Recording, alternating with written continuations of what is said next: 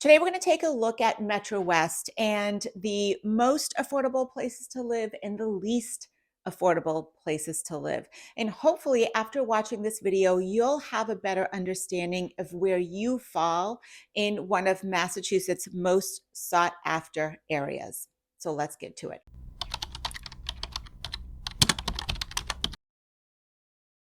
Okay, so let's define Metro West first. For the sake of this video, I'm going to define Metro West as the cities and towns that fall between 95 and 495 and that are west of Boston. So anything north, anything south, I'm not looking at today. I'm kind of following like Route 9, Route 2, and the Mass Pike going west. And because we're going to look at 19 towns, I need my notes.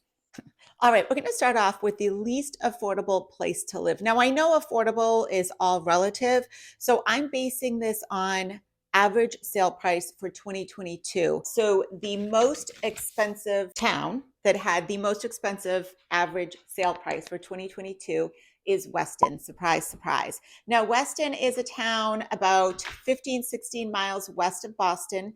It has a population of about 12,000 people. And last year, the average sale price for a single family home in Weston was $2.7 million. There are very few, if any, rentals at all in Weston. So most people own their homes. One thing to note about Weston is that Boston Magazine named Weston High School the #1 high school for 2023 in the Boston area. All right, number 18 in terms of affordability in Metro West is Wellesley. Now, Wellesley is pretty much up there with Weston, with the average sale price for 2022 being around $2.1 million. So there were about 300 homes sold in Wellesley, which is a pretty big number considering just how high the average sale price is. And with 29,000 people, it is on the larger size with population. Boston Magazine named Wellesley High School number 11 for best high schools in the Boston area. And in terms of commuting, Wellesley is in a really great location. It does have some commuter rail stops, and it's a quick jump onto Route 9 and about a 10-minute drive to the Pike. One thing to note about Wellesley is there's a pretty decent rental market. About 20% of the homes in Wellesley are rented. So there is a chance of getting into Wellesley if you can't quite afford to purchase a single family home, but you want the benefits of living in Wellesley. Number 17 in affordability is Dover. Now, Dover was just a hair under $2 million at $1.9 million average sale price of 2022. The only issue is that there were only 77 homes sold in Dover. So there's not a very active real estate market. People who live in Dover tend to stay in Dover. Dover is considered rural. It is not unusual to find someone on a horse going down the street. And most, if not all, of Dover is on septic and private water, which is a well system. There is practically no rental market in Dover. Last year, there were only 6 rentals. And another thing, Dover has about 6,000 people. So even though Dover is big when you look at it on a map, with only 6,000 people, that should give you an idea of just how spread out and how rural Dover is. And the fact that it's only 25 miles from Boston kind of blows my mind that you can be in that rural of an environment and only be 25 miles from downtown Boston. Pretty cool. The next town on the list is Lincoln. Lincoln is a little bit north in the Metro West area. The average sale price last year was $1.7 million, and there were 43 homes sold. So if you think the real estate market is tight in Dover, go to Lincoln, 43 homes sold. That is very few homes. So again, people who move to Lincoln tend to stay in Lincoln. It's considered suburban, but I really would think of it more as a rural/suburban area. And again, it's a larger town, but it only has a population of 7,000 people. So you get really spread out homes, you get really long, windy country roads, and you get a lot of peace and quiet. The other thing about Lincoln is there are really no major roads that go through it. If you want to get into the city or if you want to go into Worcester, you got to hop on Route 2, and there's a little ways to Route 2. And you're living in Lincoln because you love the quietness of Lincoln. Moving down the line at number 15, we have Concord. Now, Concord's average sale price for 2022 was $1.7 million, and there were 185 homes sold in Concord, which is pretty good considering Concord's size. Concord has a population of about 18,500 people. Concord is definitely considered a suburb. It's in a great commuter location because it does have the commuter rail. However, it is a little bit of a drive if you want to hop on a major road, unless you hop on Route 2. But if you need to hop on 95, 495, or the Pike, you do have to drive a little bit. All right, at number 14, we have Sherborn. Sherborn's average sale price last year was $1.3 million, which is a pretty significant drop from Concord, which is $1.7 million. If you think Dover is small, check out Sherborn. Only 4,000 people live in the town. It is really tiny. However, it's a large town. So again, people are really spread out. Homes are quiet. Just about every home is on septic and well water. Sherborn does have a rural/suburban feel. And get this, last year, only 3 rentals in Sherborn. So really, nobody rents in Sherborn. All right, moving down the line at number 13, we have Sudbury with the average sale price in 2022 at $1.243 million. There were 241 homes sold, so it's got a bit more of an active real estate market. There are about 19,000 people that live in Sudbury, and Niche rated it one of the best places in Massachusetts to buy a home in 2022. Not a lot of rentals, only 12 in 2022.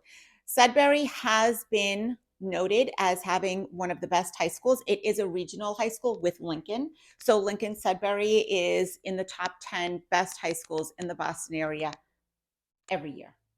All right, moving on to number 12, we have Wayland.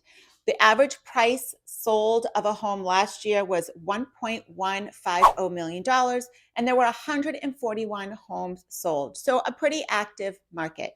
Wayland has a population of about 14,000 people. And even though when you're driving through Wayland, it does seem sort of that a lot of homes are sort of set back and spread out, it is a suburban area and it's considered pretty densely populated. Boston Magazine awarded Wayland number 4 for best high schools in 2022.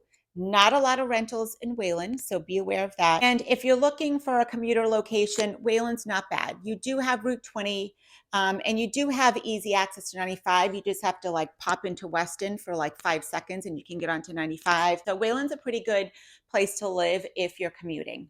All right, number 11, we have Southboro. The average price of a home sold in Southboro last year was $1.032 million, so a teensy bit above $1 million. There were 125 sales last year, about 10,000 people that live in Southboro.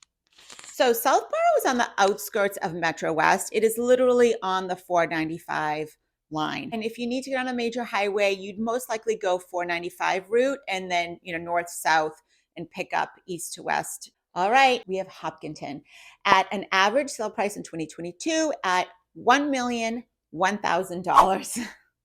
So it barely cracked the 1 million mark.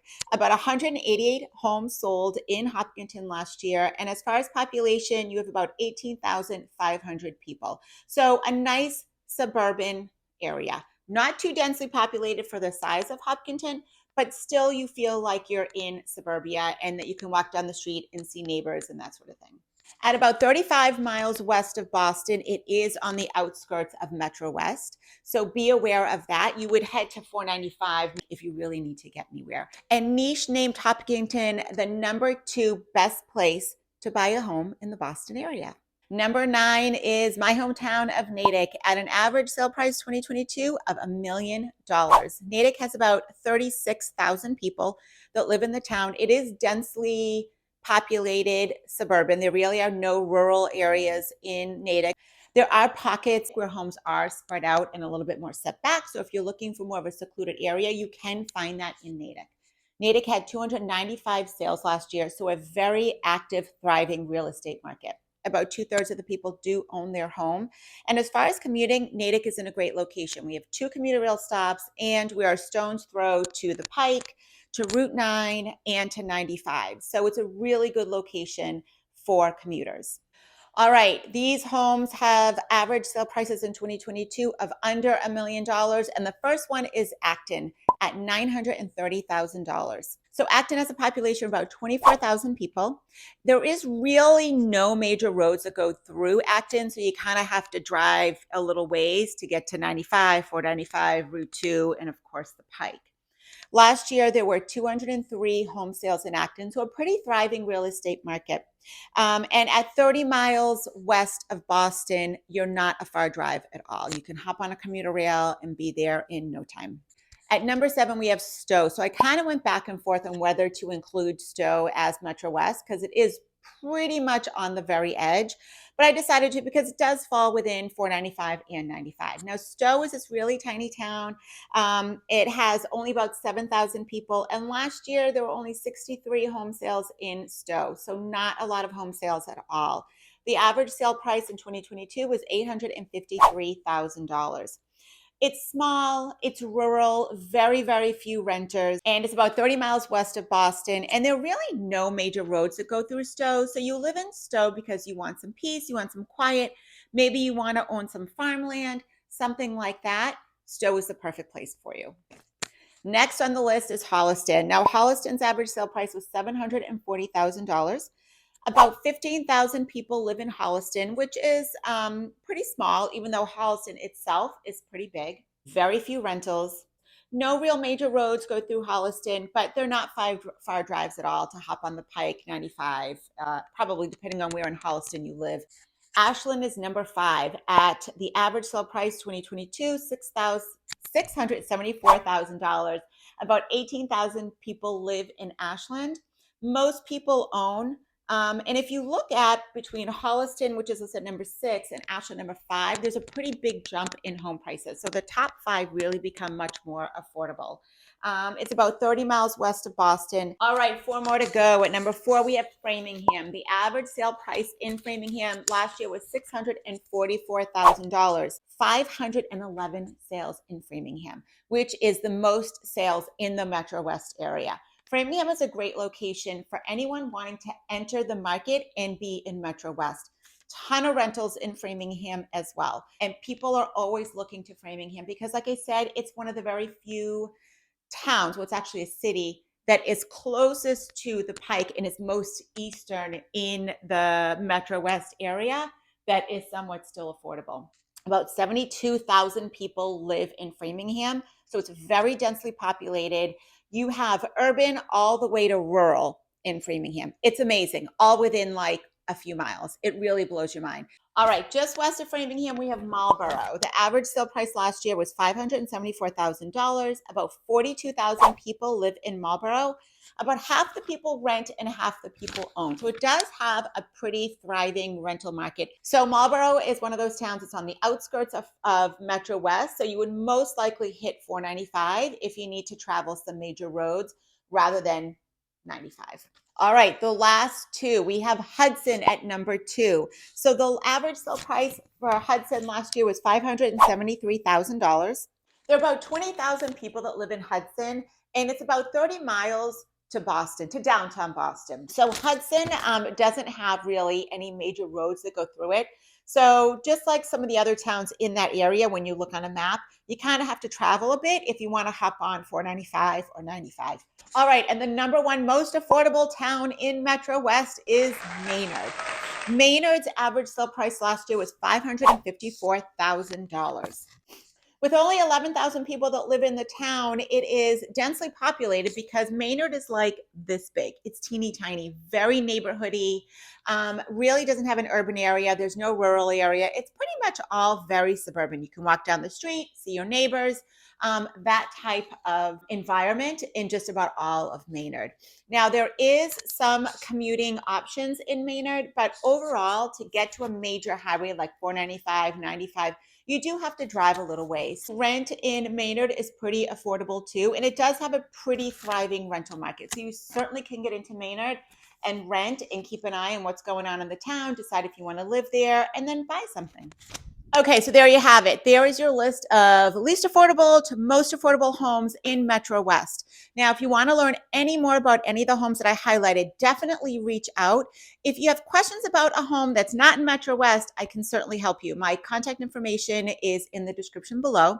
And if you like this video, you got some value out of it, certainly give it a thumbs up. And if you want to learn more about the real estate market and what it's like to live in Massachusetts, definitely give this channel a follow and hit that little bell so you get notified whenever a new video drops. See you next time.